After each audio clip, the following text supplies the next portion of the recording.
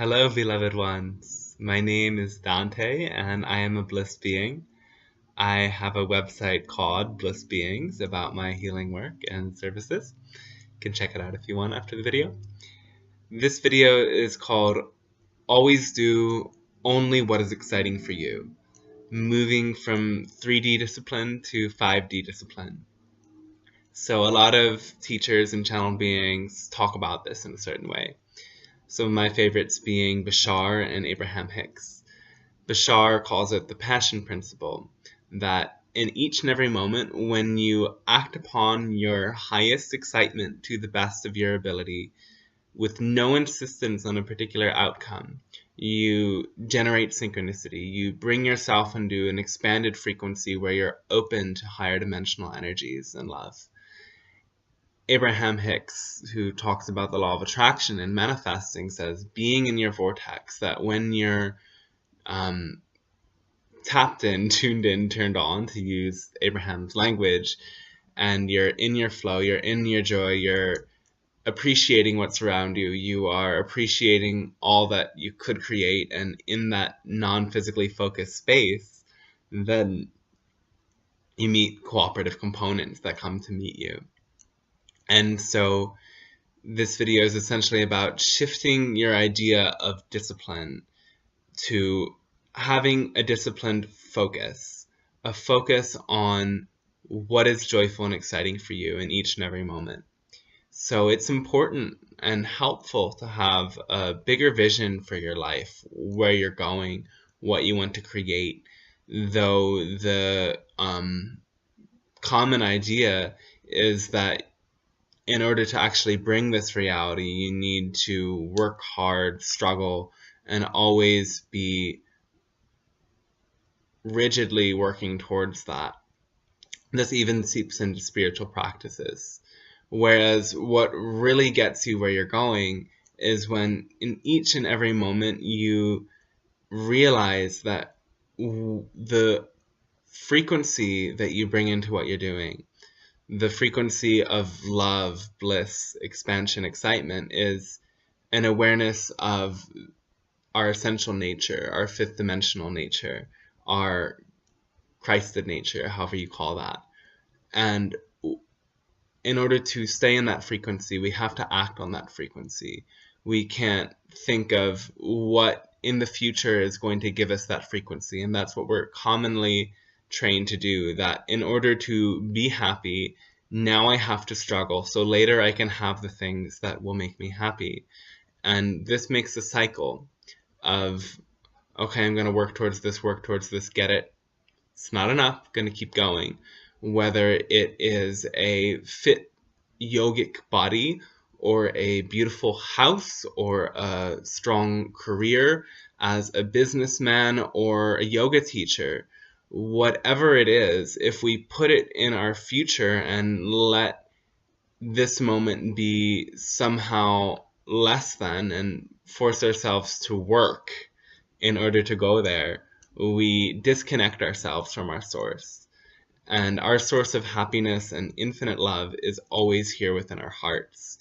So when we stay focused in our hearts, and what some channel beings say that I really love is when we do what makes our heart beat faster, then that frequency of love is infused in what we do, and people feel that frequency of love and come, if they want to meet us at that frequency of love. And that frequency of love continues to expand, continues to meet more beings in many realms who expand our love, who generate our love. It's not a straight line.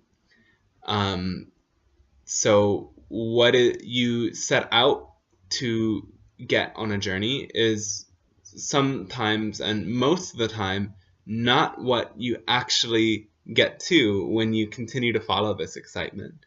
So the excitement itself, that expanse in your heart itself, is what you're intending to generate more of. It's not in the end result itself. So as you choose to follow your excitement, you may find that what you initially did that was so exciting for you turns into something totally different, that's much more exciting than what you set out to do in the first place.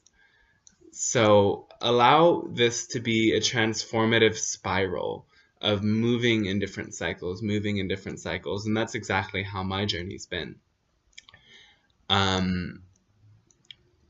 So letting go of the third dimensional discipline being a physical daily practice, daily routine structure you have to adhere to. And always this is limiting. You can do the same thing or similar things every day if you're really, really excited about it. In my life, that's not how it plays out, though in some people's lives, that is how it plays out. They follow similar routines, and those routines have developed from doing exactly what's exciting for them.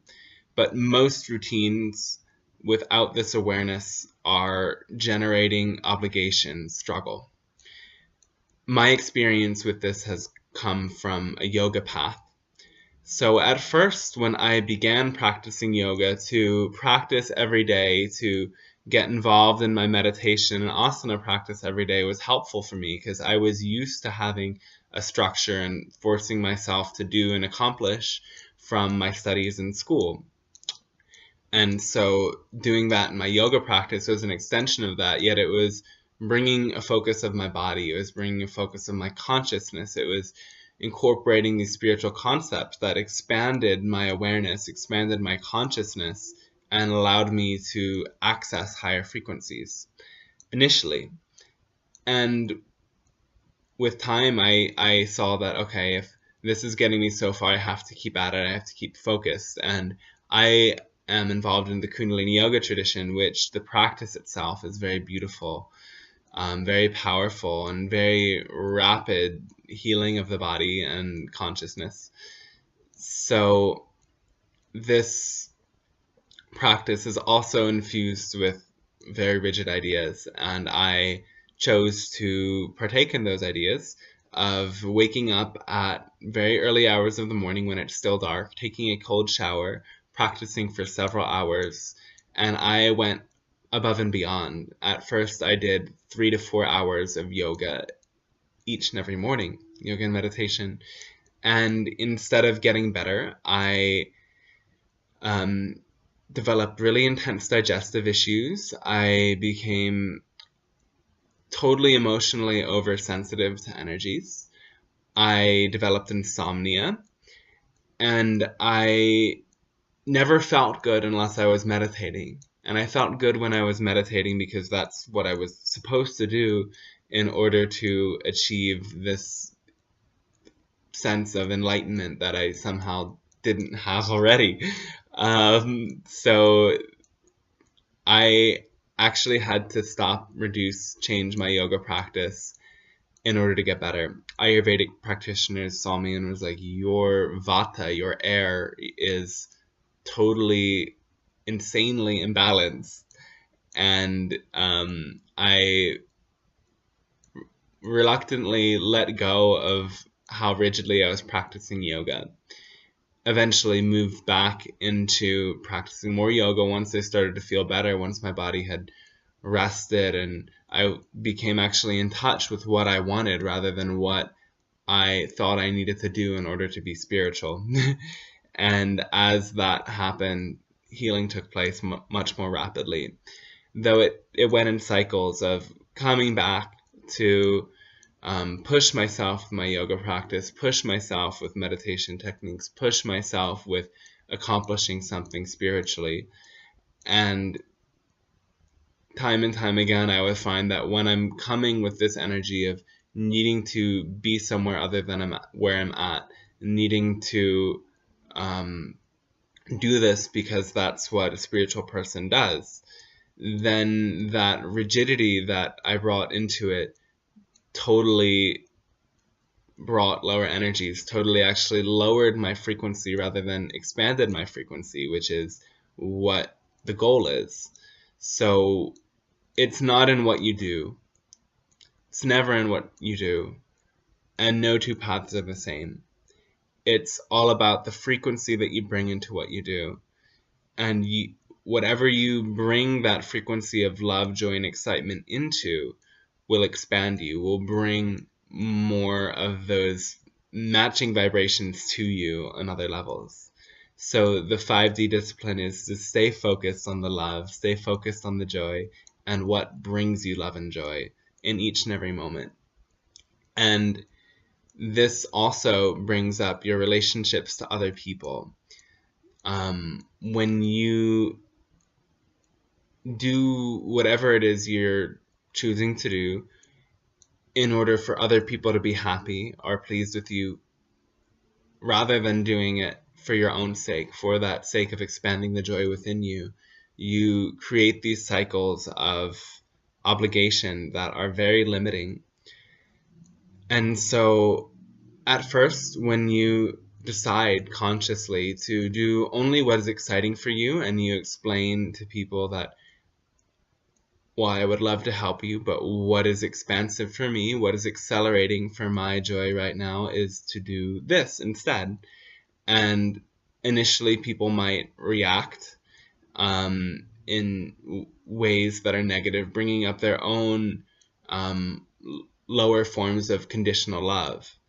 Yet, as you stay connected with that love and you enjoy what you do and you find that joy in what you're doing for its own sake, if those people are meant to stay in your life and meant to accelerate with you into that frequency of love, they will get it.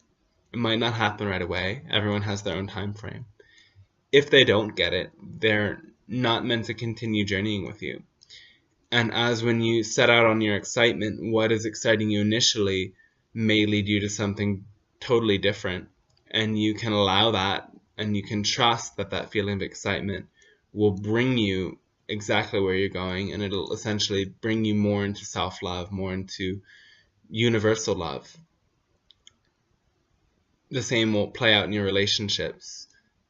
On my spiritual journey, friends have come and gone, and some people come back in waves and cycles, though I've seen very early on that to never hold on to a relationship in order to sacrifice my own spiritual growth.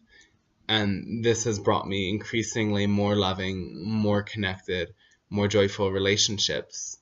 And as you trust that, you'll find the spirals of life to bring you exactly that: more love, more joy, more connection. And this will allow you to be bliss. And that is the idea of where we're going as a planet collectively, ascending from awareness into that fifth dimensional frequency of love, joy, and bliss. So be bliss and share bliss. And those who will match that frequency will expand with you. I hope you enjoyed this, and you can take this little wave of energy with you into the most joyful and expanded day possible. So, Sat Nam, Namaste, Aho, and yeah, see you later.